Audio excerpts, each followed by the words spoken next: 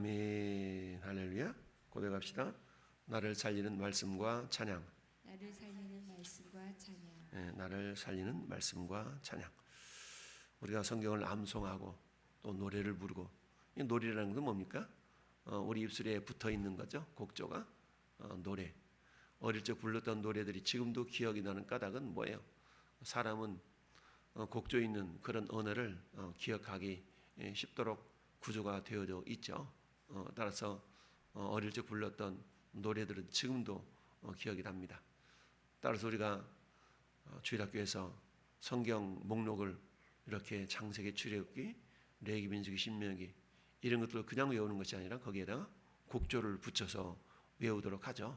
창세기, 출애굽기, 레위기 이렇게 쭉 해서 외우다 보면 그 곡조 때문에 기억이 날 수 있도록 한다라는 얘기입니다. 그래서 우리가 무엇인가를 좀 외우기 어렵다 그러면 거기에다 곡을 붙여가지고 계속 반복해서, 여러분 노래라는 것이 반복적인 그런 어떤 반복을 통해서 우리가 익히도록 되어 있는 거 아니겠습니까? 흔히 어떤 곡조가 있는 그런 어떤 노래들은 우리 인간의 기억으로 하여금, 인간으로 하여금 기억이 나도록 쉽게 하게 하는 그런 어떤 기능을 가지고 있죠. 모세가 120세를 다 살고 이제 하나님께서 부르실 날이 가까워지자 이제는 그 모세가 했던 모든 일들을 여호수아에게 위임하는 그런 의미로서 하나님이 오늘 모세와 여호수아를 회막 문 앞으로 부르셨습니다. 그래서 불러서 함께 회막으로 나오라. 내가 그에게 명령을 내리리라. 이제는 지도자 모세가 40년 동안 이스라엘 백성들이 이끌었다면 이제는 여호수아를 통하여서 요단강을 건너가 가나안 땅을 이제 분배하고 정착시켜야 될 그런 사명이 여호수아에게 있는 것입니다. 그런데 여전히 여호수아는 어때요? 두려움에 쌓일 수밖에 없었죠. 왜?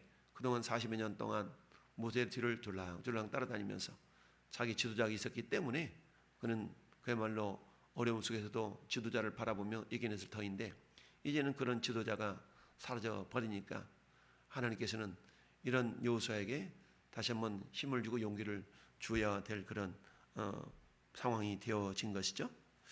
드디어 이 두 사람이 회막 앞에 서니까 15절 여호와께서 구름기둥 가운데서 장막 위에 나타나시고, 구름기둥은 장막문 위에 머물러 있더라. 우리는 오늘 14절 15절을 통해서 두 가지를 생각해 볼 수가 있는데요. 14절을 통해서는 모든 사람은 다 죽을 수밖에 없다라는 얘기입니다. 성경이 말씀하기를 한 번 죽는 것은 사람에게 정해져 있다라고 그랬죠. 여러분 그 누구도 죽음을 피해갈 수가 없다.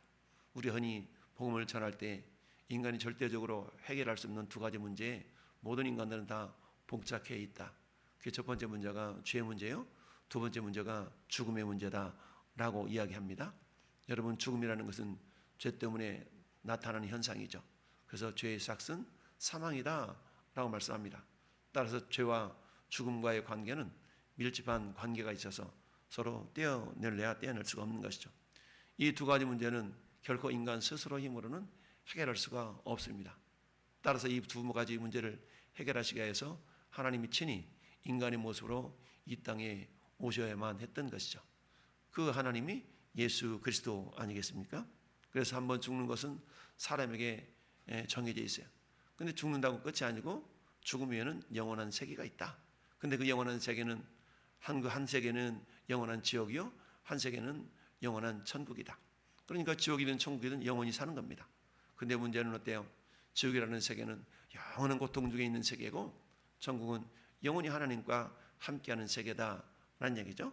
따라서 우리가 영생이라는 것은 하나님과 함께 영원히 사는 것을 영생이라고 그런다면, 멸망이라는 것은 하나님 없이 지옥에서 고통 중에 영원히 사는 것을 멸망이라고 말합니다.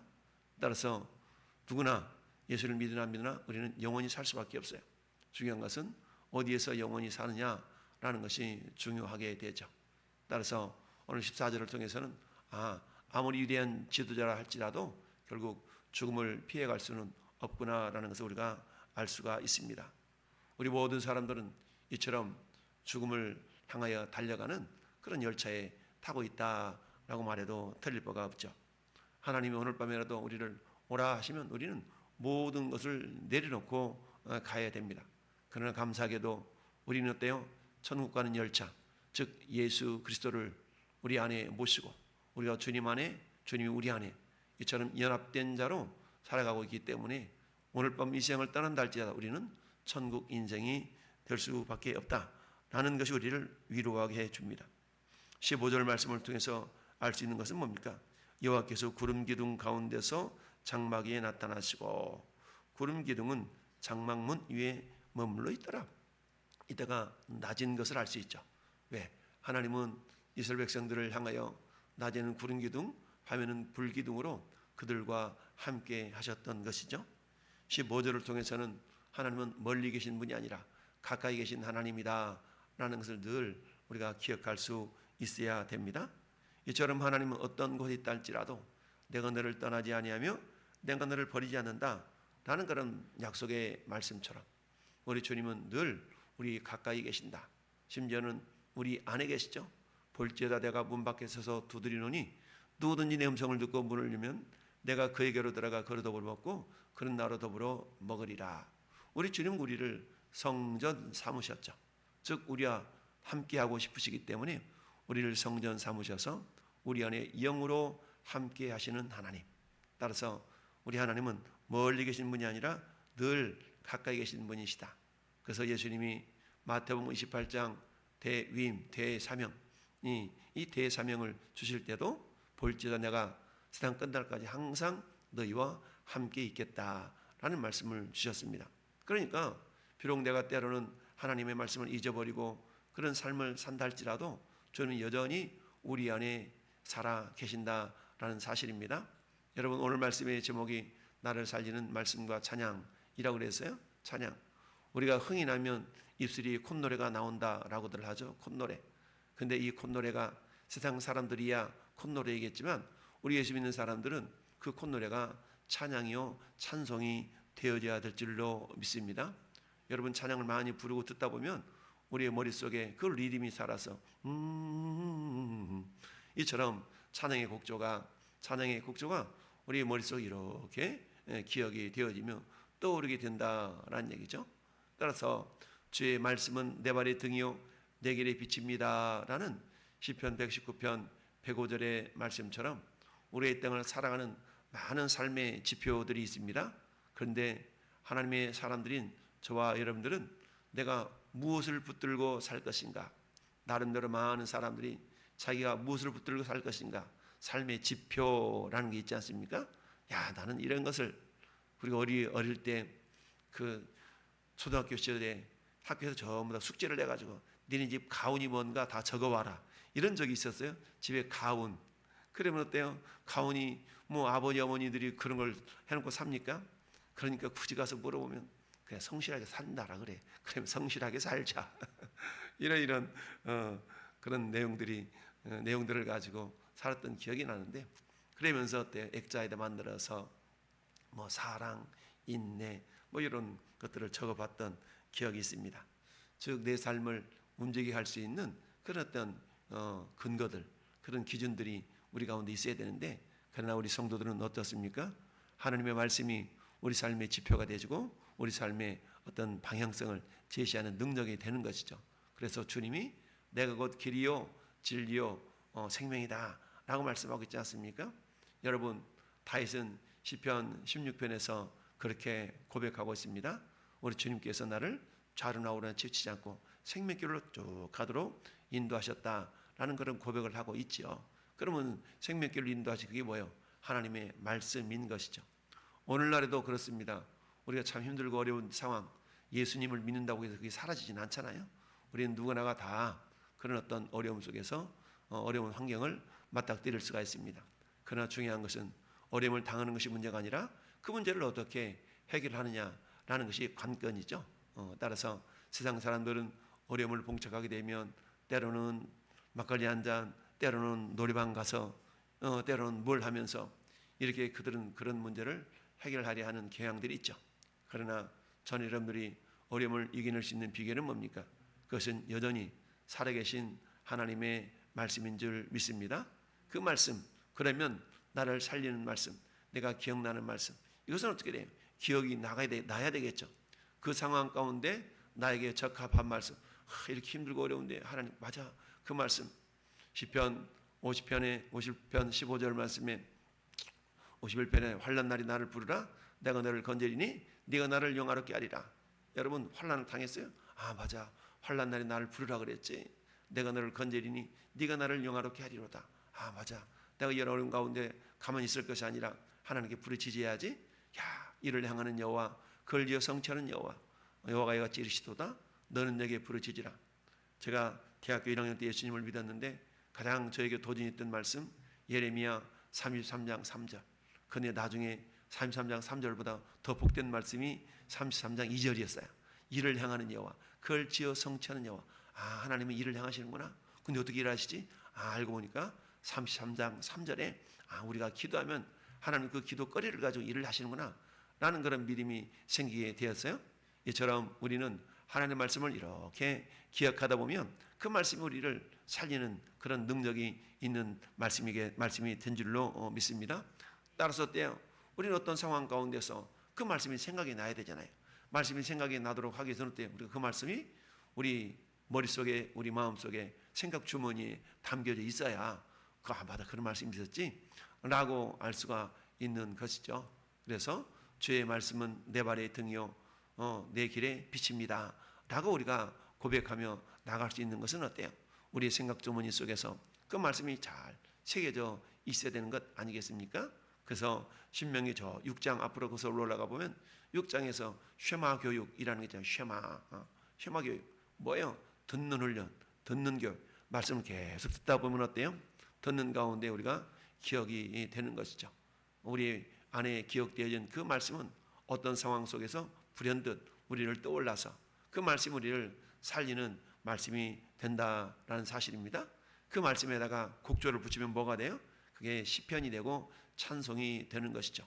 오늘 하나님께서는 이처럼 이스라엘 백성들이 저 가나안 땅에 들어가면 반드시 이렇게 될 거야 라고 미리 말씀해 주고 있는데요. 그것은 16절 말씀에 또 여호와께서 모세에게 이르시되 너는 내 조상과 함께 누우려니와 이 백성은 그 땅으로 들어가 음란히 그 땅 이방신들을 따르며 일어날 것이요 나를 버리고 내가 그들과 맺은 언약을 어길 것이라. 아직 들어가기도 전에 들어가서 나타날 그런 하나님을 배반할 일까지도 주님이 미리 말씀하신 까닭은 뭘까요? 그들 대비하고 준비하라라는 것이죠. 그러면 어때요? 그들이 하나님을 배반하고 버려버리면 어떤 일이 나타난다고 했어요? 내 얼굴을 숨겨, 내 얼굴을 숨기리라 라고 두 번씩이나 말씀하고 있습니다. 여러분 17절 상반절에 내가 그들에게 진노하여 그들을 버리며 내 얼굴을 숨겨 그들에게 보이지 않게 한다. 마치 숨바꼭질하는 것처럼 18절 하반절에도 반드시 내 얼굴을 숨기리라. 얼굴을 숨기리라. 얼굴 숨긴다는 얘기는 뭐겠어요? 하나님께서 응답하지 않는 거 아니겠어요? 하나님 부르면 그래 나 여기 있어 라고 하나님께서 응답하셔야 되는데 얼굴을 숨기시겠다는 얘기는 응답하지 않겠다라는 얘기죠. 우리가 흔히 그런 얘기 하잖아요. 그래 너 한번 고생 한번 해봐. 우리는 그런 얘기들을 가끔 하잖아요. 이건 뭐겠어요? 사소고생 한번 해봐. 하나님께서는 어때요? 그 고난을 통해서 뭐 하기를 원하시는 겁니까? 깨닫기를 원하시는 것이죠. 그래서 환난 당한 것이 내게 유익이라. 시편 119편 67절 71절에 여러분 환난을 통해서 하나님의 말씀을 다시 한번 돌이키고 기억한다면 이것은 축복이겠지만 그러나 어려움 속에서 오히려 하나님을 원망하고 하나님을 저버리고 이런 삶을 산다는 것은 그 고난 자체가 오히려 저주일 수밖에 없다.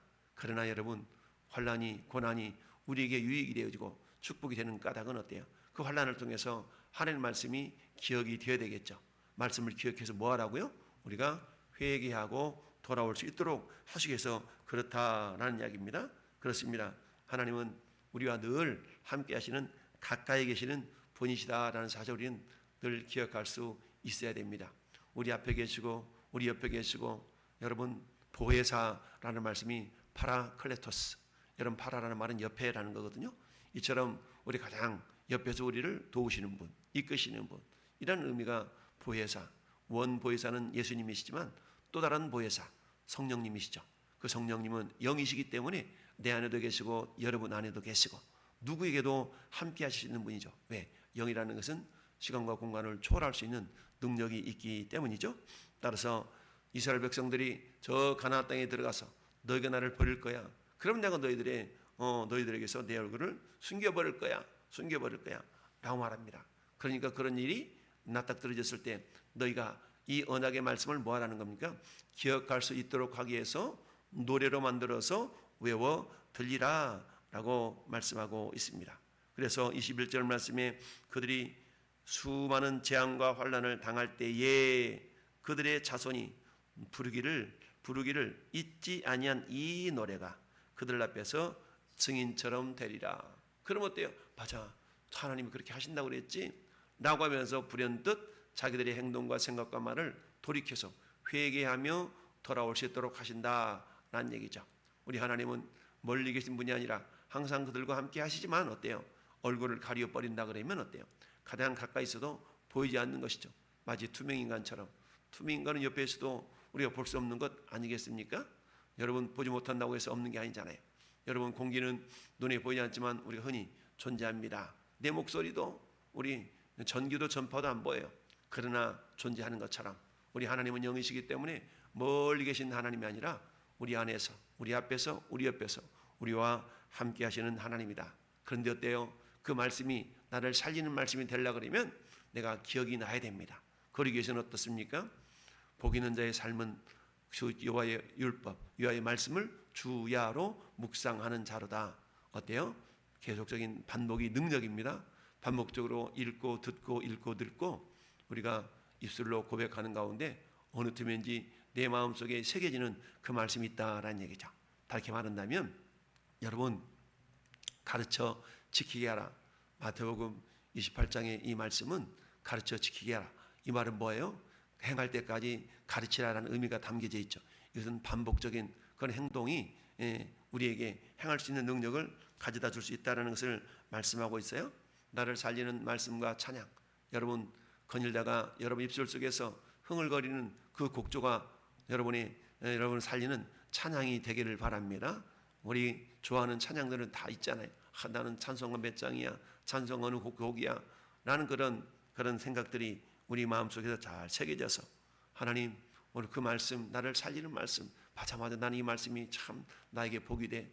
어떤 어려움이 있어도 맞아 부르짖으라고 그랬지, 구하고 자꾸 문을 두드리라고 그랬지, 하나님은 우리가 주님을 찾으면 용서하신다 그랬지.